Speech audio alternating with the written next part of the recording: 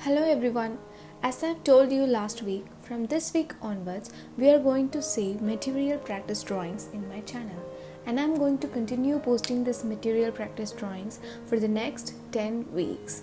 But we will see how far we can push it so that I can practice more drawings, and as a result of that, I can share with you all how I create those paintings. As a kickstart this week, I chose two simple materials yet complex to portray. Those are iron and water.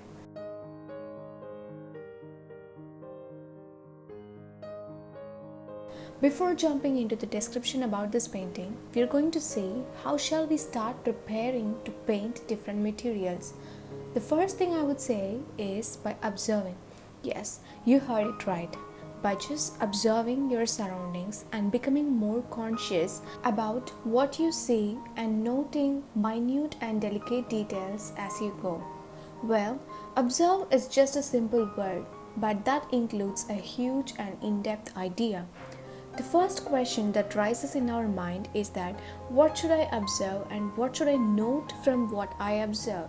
The primary thing is that our eyes identify different materials through their specific attributes. For example, our eyes can perceive and identify a color. If it is a tree, you get to see green, or if it's a sky, you can see blue. Hence, we call color as an attribute. So we can relate an object to a particular color for sure. Henceforth, the major part of the technique is going to be involved with colors, the value of the colors and the saturation of the colors.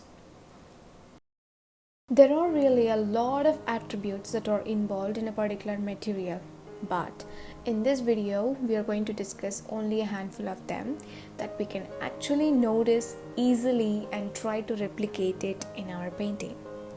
In the line, the next attribute that I am bringing to discuss is transparency. Simply, transparency indicates how see-through the material is. On a scale of 0 to 1, if the transparency level is said to be 0, then the object would be completely opaque. If it is 1, then it is completely see-through. For instance, clear water or the atmosphere that we are surrounded by are completely transparent. As we all know, on the other hand, a wall of the building that's made of concrete is not transparent at all.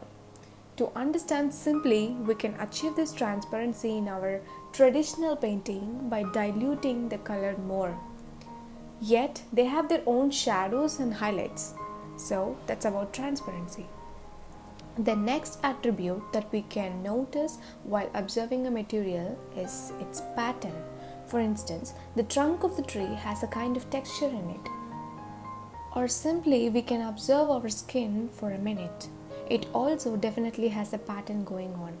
Well, a pattern is something that repeats itself. But when we talk about the texture of a material, it may repeat or may not. So just by simply observing all this, we get to think about all this a lot and gain a lot of information from them, like how it reacts to light and darkness. The fourth attribute that I like to discuss is a little interesting one, which is incandescence, which is nothing but the color and the brightness of the light which the material can be able to emit. Simply, if an object can emit a particular color of the light from itself, then it's said to possess this property. For instance, a light bulb, sun, moon, or a mystery crystal that shines and emits light from within, or whatever you can imagine. And I started to notice and come to really take note on all these only after I started to work in Maya. Because in this 3D software, I got to see all these attributes that are related to a particular 3D object, which is what would eventually define the material. These attributes are equally essential to be noticed in their own way. Whether you notice or not, your eyes are already looking at all these materials and identifying them. But now we realize that how just looking at a material is different from interpreting what we see. After we go through all these materials, our mind will simply start relating to them from the very next time.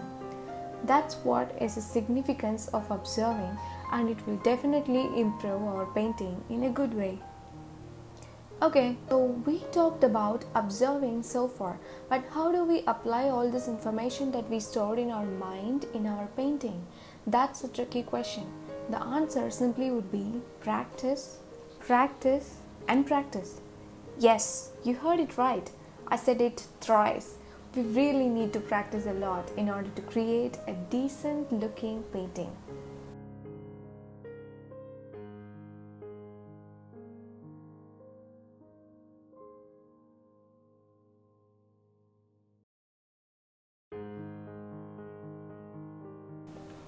Then what's the helpline that we can use? Well, we can create a mood board, which is nothing but a collection of pictures which would help us set the mood or theme for the painting or drawing that we are going to draw before we actually start our painting. This mood board can involve color keys, patterns, some paintings drawn by other artists that represents a style or reference images, etc., depending on our choice and how we need our painting to be. For instance, I started off this painting with this mood board for the iron ball. All these images might help us to set the mood when we start painting and could serve as references.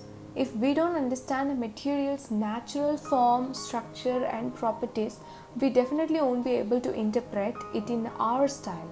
Hence, it is crucial to practice them. Similarly, these are the pictures that I created before painting the water.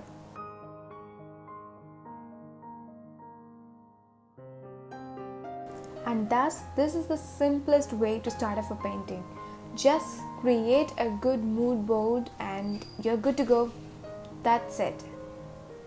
Next week, I'll be bringing 2 more material practice drawings to share with you all and much more to discuss. All these things that I'm sharing here are the things that I've learned in recent times, and I'm practicing to apply these in my painting as well.